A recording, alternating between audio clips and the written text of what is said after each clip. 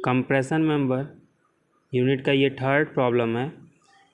इस प्रॉब्लम में आपसे calculate the design compressive load which the member shown in figure can support if the member is of 5.5 metre effective length use steel of grade Fe410।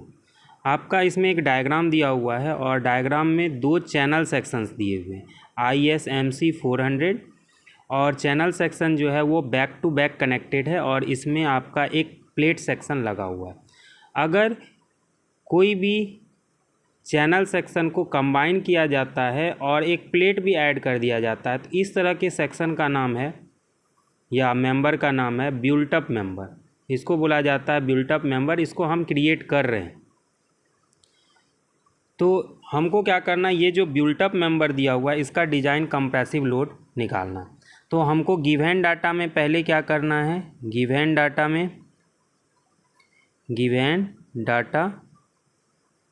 Given data क्या हो जाएगा आपका, question में जो given data दिया हुआ है effective length दिया हुआ है L इफ़ेक्टिव दिया हुआ है और L इफ़ेक्टिव कितना दिया हुआ है आपका 5.5 मीटर और इसको अगर mm में चेंज कर देंगे तो आपका क्या हो जाएगा 5500 mm। इसके बाद आपको ग्रेड दिया हुआ है स्टील का Fe410। अगर क्वेश्चन में ग्रेड ना भी दिया रहे तो हमको जनरली Fe410 ही लेके क्वेश्चन को सॉल्व करना रहता है, अदर देन आपको स्पेसिफाई रहेगा। और यहाँ पे अगर आपको अल्टीमेट स्ट्रेंथ की ज़रूरत पड़ेगी तो आप इसका यूज करेंगे तो 410 न्यूटन पर mm का स्क्वायर।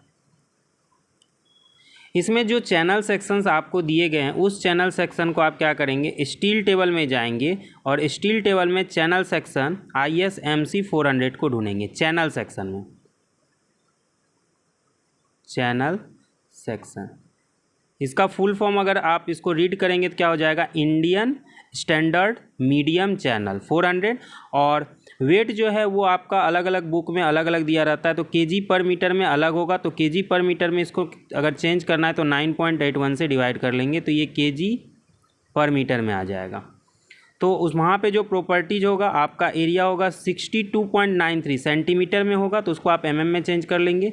विड्थ जो है वो आपका चैनल का फ्लैंज का दिया हुआ होगा 100, थिकनेस दिया हुआ होगा चैनल का फ्लैंज का आपका 53 वेब का 8.6 mm, रेडियस ऑफ जायरेशन दिया हुआ होगा 154.8, मोमेंट ऑफ इनर्शिया दिया हुआ होगा चैनल का। ये सिंगल चैनल है, ध्यान रखेंगे ये जो आपको डाटा दिया हुआ है ये सिंगल चैनल का दिया हुआ है, सिंगल चैनल का। तो इसको तो पूरे चैनल सेक्शन का एरिया की अगर बात करें तो क्या करना पड़ेगा 2 × 6293 तो ये क्या हो जाएगा 12586 mm का square. Total area provided, total area provided क्या हो जाएगा आपका, दो चैनल है तो 2 × 6293 प्लस, देखिए यहाँ पे जो प्लेट दिया हुआ है प्लेट का यहाँ से लेके यहाँ तक का लेंथ क्या हो जाएगा 300 और फ्लैंज का जो विड्थ है आपका चैनल का वो 100 है और 100 है, यानी यहाँ से ये 100 और ये भी 100 और ये वाला सेंटर वाला कितना हो जाएगा 300। तो प्लेट का जो एरिया होगा वो कितना हो जाएगा 300 + 100 400 + 100 500 × 16। तो टोटल एरिया आपका चैनल का पूरा बिल्टअप मेंबर का कितना हो जाएगा 20586 mm का स्क्वायर। देखिए मुझे डिजाइन कंप्रेसिव लोड का कैलकुलेशन करना है तो जब तक मेरा FCD नहीं आएगा डिजाइन कंप्रेसिव लोड का कैलकुलेशन करना है तो P = क्या हो जाएगा एरिया इफेक्टिव × FCD। तो ये एरिया इफेक्टिव तो हमारे पास है, ये वाला जो एरिया होगा यही इफेक्टिव एरिया हो जाएगा, इसमें डिडक्शन नहीं किया जाता है। FCD निकालना है तो FCD के लिए मुझे जो ज़रूरत पड़ता है उसके लिए मुझे लैम्डा की ज़रूरत पड़ती है यानी स्लेंडरनेस रेशियो की ज़रूरत पड़ती है और स्लेंडरनेस रेशियो का फॉर्मूला होता है effective length upon radius of gyration, वो भी मिनिमम वाला। अब इफेक्टिव लेंथ क्वेश्चन में दिया हुआ है, रेडियस ऑफ जायरेशन निकालना है, आर निकालना है, वो भी मिनिमम। देखिए आर मिनिमम जो है ये बिल्ट अप मेंबर का निकालना है। अब बिल्ट अप मेंबर का आर निकालना यानी रेडियस ऑफ जायरेशन, तो ये डिपेंड किस पे करेगा, रेडियस ऑफ जायरेशन का फॉर्मूला क्या होता है, आई अपॉन एरिया। सेक्शनल एरिया जो है बिल्ट अप मेंबर का वो तो चेंज नहीं करेगा, लेकिन आई जो है वो दो हो सकते हैं, एक आपका एक्स जेड एक्सिस के अबाउट और एक आपका हो सकता है वाई एक्सिस के अबाउट। तो मुझे क्या करना पड़ेगा, मोमेंट ऑफ इनर्शिया कैलकुलेट करना पड़ेगा बिल्ट अप मेंबर का।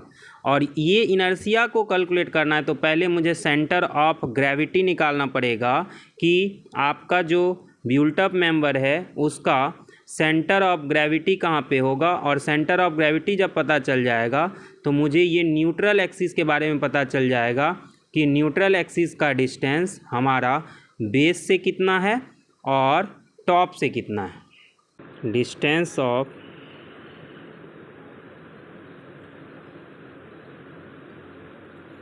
Neutral axis from top. अब मैं न्यूट्रल एक्सिस का जो डिस्टेंस निकाल रहा हूँ वो टॉप से निकाल रहा हूँ, यानी वाई बार। क्या फॉर्मूला होगा, A1 Y1 bar plus A2 Y2 bar plus A3 Y3 bar upon A1 plus A2 plus A3। देखिए A1 क्या हो जाएगा आपका, चैनल का एरिया ले लीजिए, और चैनल का एरिया कितना है 6293 Y1 बार, पहला चैनल का ले रहे हैं। तो Y1 क्या हो जाएगा टॉप से। देखिए टॉप से अगर निकालना है तो पहले तो आप यहाँ से 16 जाएंगे, यहाँ से यहाँ तक 16 और इसके आधे पे लाई करेगा, तो टोटल जो डेप्थ है इसका वो 400 है। तो हमको क्या करना पड़ेगा, पहले 16 जाना पड़ेगा और 16 प्लस 400/2 हो जाएगा, 16 प्लस 400/2। देन सेकेंड वाला फिर से चैनल ही है, तो आप फिर से एरिया लीजिए 6293 और 16 प्लस 400/2। सिंपली आप क्या कर सकते हैं, 2 से मल्टीप्लाई भी कर सकते हैं। थर्ड आपका क्या है, प्लेट सेक्शन दिख रहा है, तो प्लेट सेक्शन का एरिया क्या हो जाएगा 500 इंटू 16 और उसका सेंटर ऑफ ग्रेविटी कहाँ पे लाई करेगा 16/2 पे। और पूरा सेक्शन का मेरे को एरिया ओवरऑल जो बिल्ट अप मेंबर का एरिया है वो हम लोग निकाल चुके हैं, तो 20586 होगा। और जब इसको आप कैलकुलेटर में रखेंगे तो ये वैल्यू आ जाएगा टॉप से 135.168 mm। और यही अगर आपको बॉटम से निकालना है, वाई बार फ्रॉम बॉटम, तो वाई बार फ्रॉम बॉटम निकालना है तो क्या करेंगे, टोटल हाइट कितना हो जाएगा 400 प्लस 16 कर लेंगे और उसमें से 135.168 को सब्सट्रैक्ट कर लेंगे और ये वाला वैल्यू आपका टॉप से आ जाएगा। जैसे ही मुझे न्यूट्रल एक्सिस का डिस्टेंस पता चल चुका है, अब मुझे क्या करना है, moment of inertia Z axis के अबाउट कैलकुलेट करना है बिल्ट अप मेंबर का। यहाँ पे आपको 2 नज़र आ रहा होगा, 2 क्यों है, क्योंकि 2 चैनल सेक्शन है और जेड एक्सिस के अबाउट चैनल सेक्शन का मोमेंट ऑफ इनर्शिया ऑलरेडी दिया गया है। उसके बाद यहाँ पे पैरेलल एक्सिस थ्योरम लगा, तो एरिया इंटू डी का स्क्वायर, क्योंकि जो आपका चैनल जो है उसका जो एक्सिस होगा सेंट्रोइडल एक्सिस वो अलग डिस्टेंस पे होगा, तो टॉप से अगर देखेंगे तो 216 पे होगा, क्योंकि यहाँ से यहाँ तक का जो डेप्थ है वो 400 है, 400 का हाफ करेंगे 200 और ये 16 जो है उसको ऐड करेंगे तो 216 में से 135.16 को माइनस करके इसका स्क्वायर कर देंगे, प्लस प्लेट का मोमेंट ऑफ इनर्शिया। इस एक्सिस में प्लेट का यहाँ से यहाँ तक का डायमेंशन है 500 और इसका जो विड्थ है वो है 16, उसका कर देंगे क्यूब अपॉन 12।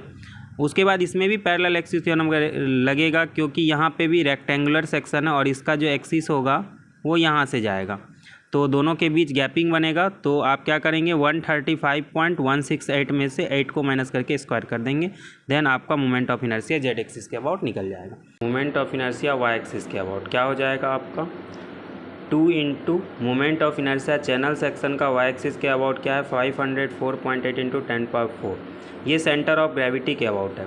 उसी तरह से प्लेट का क्या हो जाएगा 16, क्योंकि यहाँ से यहाँ तक की लंबाई 16 है और ये वाले लंबाई 500 है, और वाई एक्सिस क्या होता है ये वाला एक्सिस होता है, इसके पैरेलल वाला साइड क्या होता है 16 और यहाँ पे 500, तो 16 इंटू 500 का cube upon 12 plus 2 into 6 to 9। यहाँ पे क्या है जो आपका चैनल सेक्शन है उसका जो सेंटर ऑफ ग्रेविटी होगा वाई एक्सिस वाला ये वाला एक्सिस होगा, यहाँ से ये डिस्टेंस क्या हो जाएगा CYY। तो पैरेलल एक्सिस थ्योरम लगेगा, क्योंकि आपको जो निकालना है वो आपको इस एक्सिस के अबाउट निकालना है। तो 2 इंटू एरिया प्लस 150 क्या हो जाएगा, यहाँ से यहाँ तक का डिस्टेंस क्या हो जाएगा 300 का हाफ हो जाएगा, यानी 150 हो जाएगा, प्लस CYY कितना है 24.2 का स्क्वायर कर देंगे, देन मोमेंट ऑफ इनर्शिया क्या आ जाएगा वाई एक्सिस के अबाउट 55,869.22 इंटू 10⁴ mm पे पावर 4।